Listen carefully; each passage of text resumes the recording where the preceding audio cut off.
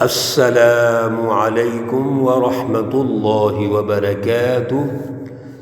اعوذ باللہ من الشیطان الرجیم، بسم اللہ الرحمن الرحیم۔ وما كنت ترجو أن يلقى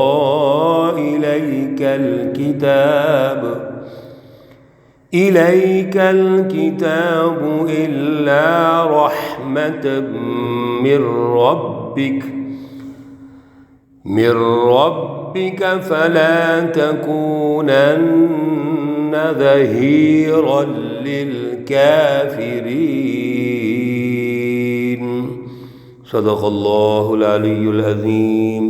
اللهم صل على سيدنا ومولانا محمد النبي الأمي وعلى آله وأصحابه وبارك وسلم وصل عليه۔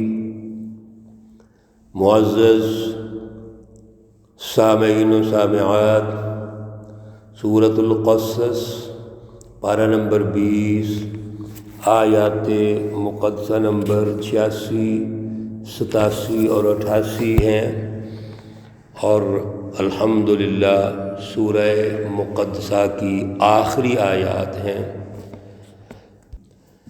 اللہ رب العزت ان آیات کا فہم اور شعور عطا فرمائے اور عمل کی توفیق اور صلاحیت عطا فرمائیں۔ گزشتہ درس میں اللہ رب العزت نے سچی جماعت، مومن جماعت، متقین کی کامیابی کی گارنٹی دی اور ان کے رویے بھی بتا دیے کہ سچی جماعت وہ ہے جو سیاسی طور پر عوام کے برابر ہوتی ہے، اس کے حقوق عوام کی سطح کے ہوتے ہیں، وہ اپنے آپ کو بڑا نہیں سمجھتے، وہ متکبر نہیں ہوتے، غرور اور فخر نہیں کرتے، بلکہ وہ عوام کے نمائندے ہوتے ہیں، اور پھر عوام میں جھگڑے، لڑائی، فرقہ واریت، انتہا پسندی، کوئی بھی ایسا ایشو جس سے عوام میں توڑ پیدا ہو، یعنی فساد ہو، وہ ایسا کام نہیں کرتے۔ سماجی اعتبار سے، معاشی اعتبار سے، سیاسی اعتبار سے وہ عوام ہیں، عوام کے نمائندے ہیں۔ میرے عزیزو، نمائندہ وہ ہوتا ہے جو اعلیٰ سوچ کا مالک ہو، اعلیٰ نظریے کا مالک ہو، اعلیٰ کردار کا مالک ہو، جو جد و جہد بھی کرے تو اس کا جو ٹارگٹ ہے وہ رضائے الہی ہو، اس کا جو ٹارگٹ اور ہدف ہے وہ انسانیت کی خدمت ہو۔ وہ لیڈر خود کھائے نہ کھائے، عوام کھائے اور پیے، عوام خوشحال رہے، یہ اس کا ٹارگٹ ہوتا ہے، وہ ہے لیڈر، وہ ہے قائد۔ اس لیے قیادت کے قابل سچی جماعت ہوتی ہے۔ کیوں؟ سچی جماعت کا ہدف اللہ کی رضا ہوتا ہے، ان میں عاجزی ہوتی ہے، ان کے قلب میں اللہ کی محبت ہوتی ہے، وہ اللہ کی محبت میں سب کچھ کرتے ہیں، اور دوسری طرف اللہ کی مخلوق سے محبت کرتے ہیں، اور اللہ کی مخلوقات میں سے سب سے بڑی مخلوق تو انسان ہے، وہ انسانوں سے پیار اور محبت کرتے ہیں۔ اللہ رب العزت ان آخری آیات میں حضور نبی اکرم صلی اللہ علیہ وسلم کا جو ہدف ہے وہ ارشاد فرما رہے ہیں۔ پچھلے درس میں ہم نے یہ سنا آیت مقدسہ نمبر 85 میں کہ اللہ نے آپ صلی اللہ علیہ وسلم کو جو سچی تعلیم دی وہ قرآن پاک ہے، کلام مقدس قرآن پاک۔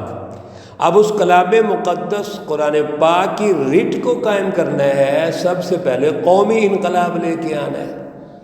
جب آپ قومی انقلاب لائیں گے تو آپ مکہ المکرمہ کو فتح کریں گے، مکہ میں واپس تشریف لے آئیں گے، اور جب آپ مکہ میں تشریف لائیں گے فاتح کی شکل میں، تو حق اور باطل دونوں واضح ہو جائیں گے۔ ہوا عالم بالہدی، ہدایت پہ کون ہے وہ بھی واضح ہو جائے گا، اور من ہوا فی ضلال مبین، کھلی گمراہی میں کون تھا یہ بھی واضح ہو جائے گا۔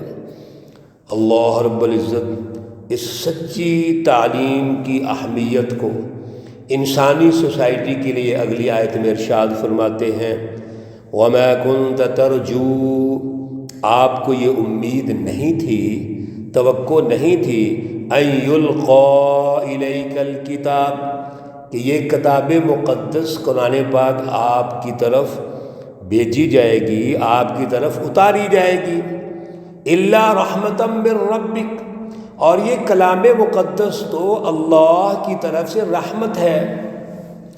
حضور نبی اکرم صلی اللہ علیہ وسلم کو نبوت سے پہلے تو یہ علم نہیں ہے کہ کلام مقدس میرے اوپر نازل ہوگا، اس لیے جب پہلی وحی ہوئی، نازل ہوئی غار حرا میں، اور حضرت جبرائیل علیہ السلام تشریف لائے، تو آپ اس وحی کو سن کے، دیکھ کے، حاصل کر کے آپ گھبرا گئے۔ وہ سارا واقعہ لکھا ہوا ہے قرآن پاک میں بھی ہے، کچھ اشارے اور احادیث میں تفصیلاً ہے کہ نبی علیہ السلام گھبرائے، گھر آئے اور حضرت خدیجہ سے کہتے ہیں زملونی زملونی، میرے اوپر کمبل دے دو، اور آپ پہ کپک بھی طاری ہے۔ تو یہ رسول اللہ صلی اللہ علیہ وسلم پر جو کلام مقدس نازل ہوئی یہ رحمت ہے۔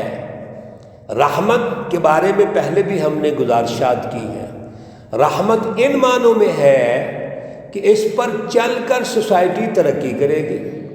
کلام مقدس کی سچی تعلیم کی جب رٹ قائم ہوگی معاشرے میں، تو اللہ رب العزت امن قائم کریں گے، خوشحالی آئے گی، لوگوں کا جو روابط کا نظام ہے، سیاسی مینجمنٹ پیدا ہوگی، اللہ کے وسائل ساری انسانیت تک پہنچیں گے۔ اس لیے کلام مقدس قرآن پاک کے ذریعے ایک سچا سسٹم قائم ہوگا۔ چنانچہ رسول اللہ صلی اللہ علیہ وسلم نے سب سے پہلے ریاست مدینہ تشکیل دی، پھر اسی سسٹم پر، سچی تعلیم پر آپ نے ریاست مکہ تشکیل دے دی، قومی انقلاب آ گیا۔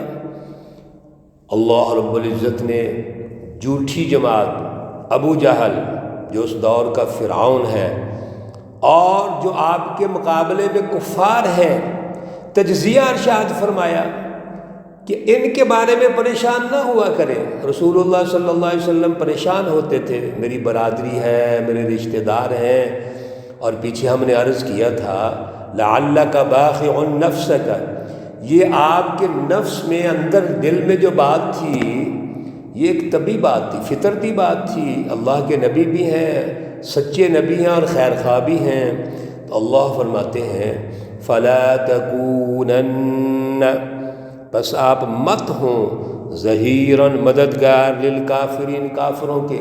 اب تو کافروں سے مقابلہ ہونا ہے، ابو جہل اور اس کی جھوٹی جماعت مقابلے میں آئے گی، تو ان کے لیے پریشان نہ ہوا کریں، ان کے لیے کوئی مدد، کوئی کسی قسم کا جو نرم گوشہ ہے وہ نہیں ہونا چاہیے۔ اور ویسے بھی جو دشمن مقابلے میں آ گیا ہے ان کے لیے نرم گوشہ کیا ہے؟ یہ تو دشمن ہے، یہ تو سسٹم، ظلم کے سسٹم کو قائم کرنے والے ہیں، اور ان کے ساتھ تو مقابلہ ہے۔ وَلَا يَصُدُّنَّكَ عَنْ آيَاتِ اللَّهِ، اور ایک اگلی بڑی بات، اہم بات، کہ یہ اللہ کی آیات سے آپ کو نہیں روکیں گے۔ اللہ رب العزت نے جو اعلیٰ سچی تعلیم دی ہے، آپ اس کی رٹ قائم کریں گے اور یہ رکاوٹ بنیں گے، تو ان کی رکاوٹ میں نہیں آنا، اپنا کام جاری رکھنا ہے۔ بعد اذ انزلت الیک، جو اللہ کی سچی تعلیم آپ پر نازل ہو گئی ہے، وادع الی ربک، اور یاد رکھیے رسول اللہ صلی اللہ علیہ وسلم کے ذریعے سے یہ صحابہ کرام کی تربیت بھی ہے اور ہماری بھی آج تربیت ہے، اور قیامت تک سچی جماعتوں کی یہ تربیت ہے۔ توجہ سے سنیے، اللہ ساری گفتگو ارشاد فرمانے کے بعد کیا کہتے ہیں؟ وَادْعُ إِلَىٰ رَبِّكَ، اپنے رب کی طرف بلاؤ، یعنی اس سچی جماعت کا جو تعلق ہے وہ اللہ سے ہونا چاہیے اور مضبوط تعلق ہونا چاہیے، اور کسی قسم کا پراپوگنڈا، کسی قسم کی دشمن کی رکاوٹ، خوف وہ آڑے نہیں آنا چاہیے۔ وَلَا تَكُونَنَّ مِنَ الْمُشْرِكِينَ، اور مت ہو جائیں شرک کرنے والوں میں سے۔ میرے عزیزو، وہ تو صحابہ کرام اعلیٰ اوصاف کے مالک تھے، ہمارے لیے آج بھی ہمیں ضرورت ہے ہم جتنے بھی اللہ کے قریب ہو جائیں، لیکن یہ انالیسس کرنا ہے، ہم نے تجزیہ کرنا ہے کہ ہم نے شرک اور شرک کی جو بو ہے، شرک کے جو عوامل ہیں، شرک کے جو عناصر ہیں جس سے شرک پیدا ہو سکتا ہے، ہم نے اس سے دور رہنا ہے، اس سے بچنا ہے۔ اور آخری آیت میں تو اللہ نے نچوڑ پیش کر دیا، خلاصہ، وَلَا تَدْعُوا مَعَ اللَّهِ إِلَٰهًا آخَرَ، اللہ کے ساتھ کسی اور کو معبود، حکمران، شہنشاہ، آل ان آل مت بلاؤ۔ لا الہ الا ہو، کوئی معبود نہیں، کوئی حکمران نہیں ہے، کوئی بندگی کے لائق نہیں ہے، صرف وہی ہے۔ کل شیء ہالک، بڑے پیارے الفاظ، جچے تلے، سمجھنے والے ہیں۔ کل شیء، ہر چیز، ہالک، ہلاک ہونے والی ہے، الا وجہ، مگر اللہ رب العزت، اللہ کی ذات اقدس ایسی ہے جو باقی رہے گی۔ الحی القیوم، الحی القیوم، وہی زندہ ہے، زندہ رہے گا، پائیدار ہے، پائیدار رہے گا، اس کو کوئی زوال نہیں، کوئی موت نہیں، فنا نہیں۔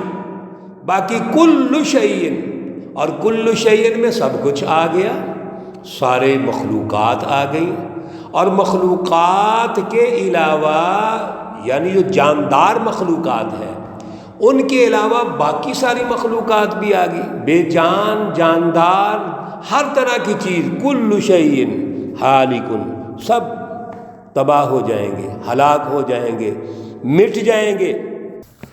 اللہ رب العزت نے دوسری جگہ فرمایا کل من علیہا فان وَيَبْقَى وَجْهُ رَبِّكَ ذُو الْجَلَالِ وَالْإِكْرَامِ، لَهُ الْحُكْمُ، اسی کا حکم چلتا ہے، اسی کے لیے حکم ہے، اقتدار ہے، اختیارات ہیں، سب کچھ ہے، لَهُ الْحُكْمُ، سب کچھ اسی کا ہے، وَإِلَيْهِ تُرْجَعُونَ، اور اسی کی طرف سب لوٹ کے جائیں گے۔ اس آخری لفظ پہ میرے عزیزو، بہنوں، بھائیوں، غور کیجئے، اللہ نے خلاصہ بیان فرما دیا کہ یاد رکھو تمہارا ہے ہی کچھ نہیں ہے، اور جو تم خود ہو، جو خود ہو، خود وہ بھی اللہ کی طرف لوٹ کے جاؤ گے، اللہ کے دربار میں پیش ہونا ہے۔ تو پھر دنیا کے اندر کس طرح کا سسٹم قائم کیا ہوا ہے، ظلم کا، زیادتی کا، غلامی کا؟ یہ سب شرک ہے۔ اللہ کا سسٹم قائم کرو، اپنے قلب میں، اپنے دماغوں میں اللہ کی رٹ، اور اپنے سسٹم میں، عملی نظام میں اللہ کی رٹ۔ یہ خلاصہ ہے میرے دوستو، میرے عزیزو، بھائیوں، دعا میں شامل ہو جایا کیجئے۔ اللہ رب العزت ہم نے ماشاءاللہ یہ سورہ مقدسہ مکمل کی ہے، اس کا شعور اور اعلیٰ نظریہ عطا فرمائے۔ انبیاء علیہم السلام کی سچی جد و جہد، رسول اللہ صلی اللہ علیہ وسلم کا اسوہ حسنہ ہمیں اختیار کرنے کی توفیق عطا فرمائے۔ اللہ رب العزت تمام مرحومین و مرحومات کو جنت الفردوس میں اعلیٰ مقام عطا فرمائیں۔ اللہ رب العزت تمام بیماروں کو شفائے کاملہ عاجلہ مستمرہ عطا فرمائیں۔ ربنا تقبل منا انك انت السميع العليم وتب علينا انك انت التواب الرحيم، وصلى الله تعالى على النبي الأمي محمد وعلى آله وأصحابه أجمعين برحمتك يا أرحم الراحمين۔ السلام عليكم ورحمة الله وبركاته۔